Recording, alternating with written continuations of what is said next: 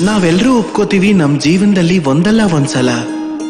ಒಂದಲ್ಲ ಒಂದ್ ಹಂತದಲ್ಲಿ ಪ್ರೀತಿ ಹುಟ್ಟುತ್ತೆ. ಅದು ಅಪ್ಪ ಅಮ್ಮನಿಗೆ ಮಕ್ಕಳ ಮೇಲೋ, ಜ್ಞಾನಿಗೆ ಜ್ಞಾನದ ಮೇಲೋ, ಯಾವುದೋ ಕಲಾವಿದನಿಗೆ ಕಲೆ ಮೇಲೋ, ಹೀಗೆ ಒಂದಲ್ಲ ಒಂದು.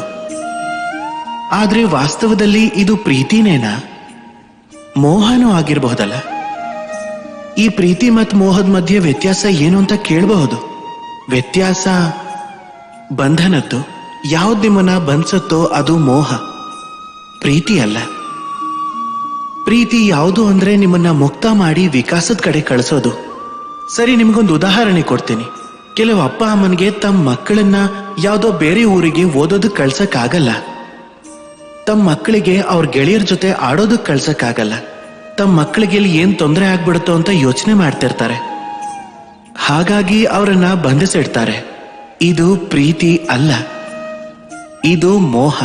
ಯಾಕೆಂದ್ರೆ ಪ್ರೀತಿ ಆಗಿದ್ರೆ ಅವ್ರು ಬಯಸ್ತಿದ್ದು ತಮ್ಮ ಮಕ್ಕಳು ಅಪ್ಪ ಅಮ್ಮನ ನೆರಳಿನಿಂದ ಹೊರಗಡೆ ಹೋಗಿ ಈ ಪ್ರಪಂಚ ನೋಡ್ಲಿ, ಅದನ್ನ ತಿಳ್ಕೊಳ್ಳಿ, ಅದರಿಂದ ಕಲೀಲಿ, ತಮ್ಮ ಅನುಭವಗಳಿಂದ ತಮ್ಮದೇ ಒಂದು ಸ್ವಂತ ವ್ಯಕ್ತಿತ್ವ ಮಾಡ್ಕೊಳ್ಳಿ ಅಂತ.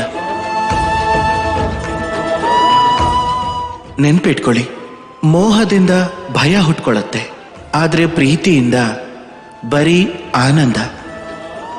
ಅದಕ್ಕೆ ಬಂಧಿಸ್ಬೇಡಿ, ಮುಕ್ತ ಮಾಡಿ. ಯಾಕೆ ಅಂದ್ರೆ ಇದೇ ಪ್ರೀತಿ. ರಾಧೇ ರಾಧೇ.